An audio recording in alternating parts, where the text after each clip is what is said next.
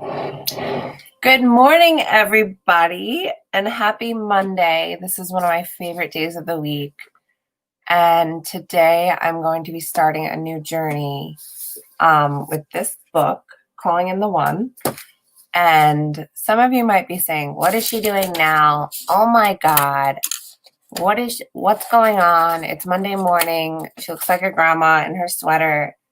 And, you know, she's about to read me this book. I have no idea what it's about.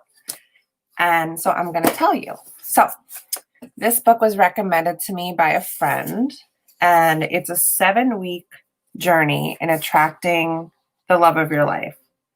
So here we're going to clear the obstacles that's been holding us back, and discover the ancient law of attraction.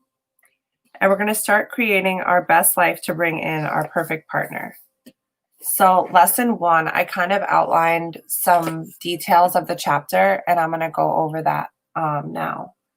So, so the first thing I highlighted was romantic relationships today is an uncertain thing, and no longer is getting married the safe and secure way to go.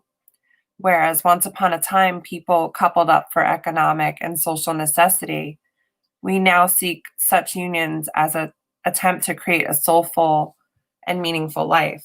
And I really like that perspective a lot, because I don't know about you guys, but I'm not settling. And I also underlined that it's a new frontier for spiritual growth and development. And, not too long ago, being spiritual meant moving away from relationships. Like you go up on the mountaintop and, you become fully immersed in like a monastery. But now I think it's really the spiritual meaning is allowing ourselves to be fully immersed and knowing ourselves and knowing each other fully by other human beings. And that's being like 100% authentic to ourselves. So I found that's a beautiful point in the book also. And it means learning to be completely vulnerable and undefended, while at the same time being ourselves. So no one's opinion is going to hurt us. And then romantic love is expansive and inclusive. Spiritual love, yeah, I love this point that they're making here. It's not a mate but a soulmate, and not a partner but a spiritual partner. And they mentioned Jack Canfield in this first lesson, which I thought was really cool. And he tells a story about how a woman had a near-death experience, and she was actually pronounced dead. And while dead, she saw that tunnel of light we all hear about. And she followed the light and came upon an angelic being who was radiating at an enormous amount of love. And the being told her it was not her time to die yet. So when she was sent back to her body, she was asked 2 questions. And the first one was, what wisdom have you gained in this lifetime? And the second one was, how have you expanded your capacity to love? That's beautiful. Yeah, I've had an experience like that, but not like ask those questions. But the quality of our life is based on sometimes the questions that we ask ourselves. Don't judge me. I'm tired. I can't fall asleep lately. Okay. So if you want to bring in the one, you must be willing to grow yourself beyond the person who you are today.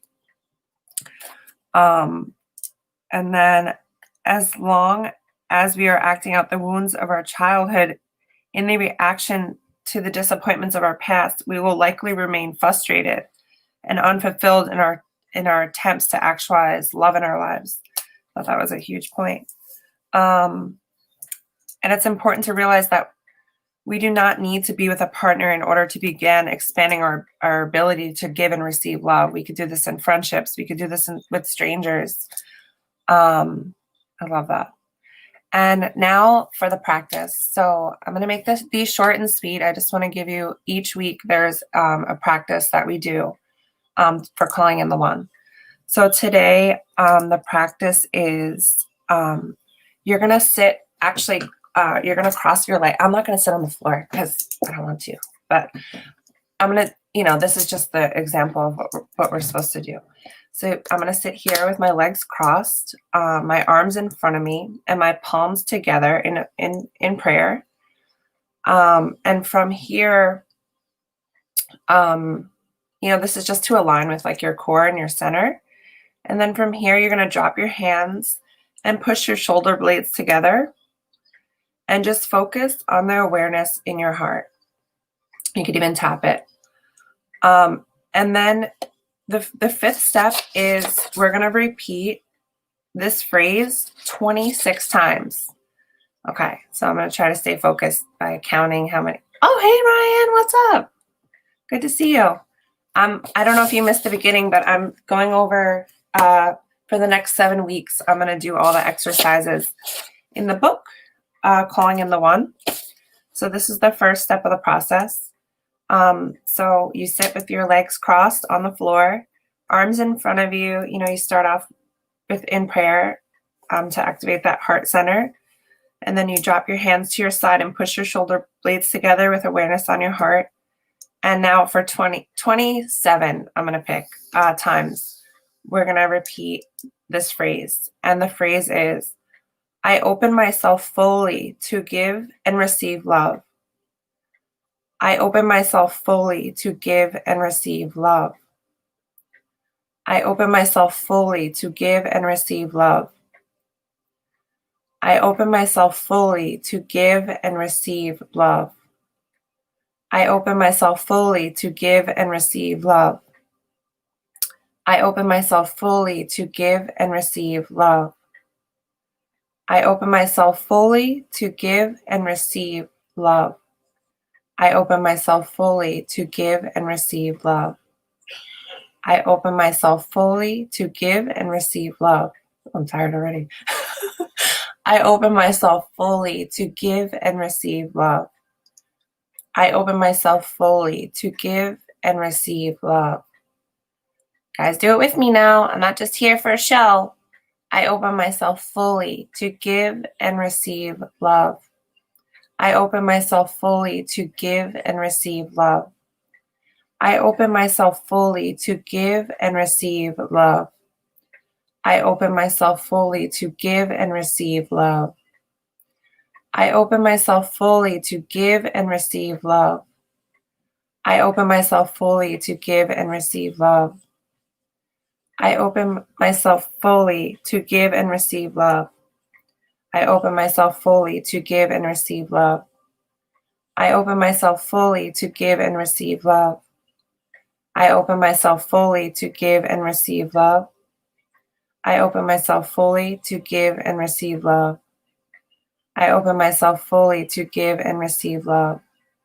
I open myself fully to give and receive love.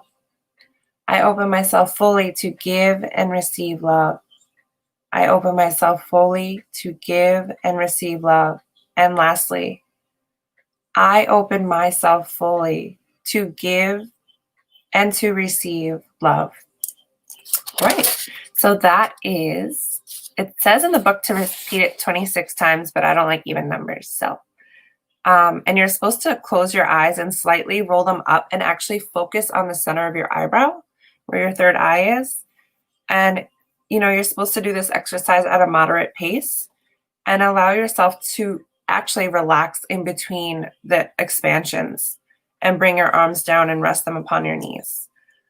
So the bonus practice in action today is throughout the day, whenever you think of it, breathe deeply into your heart and repeat this silently to yourself.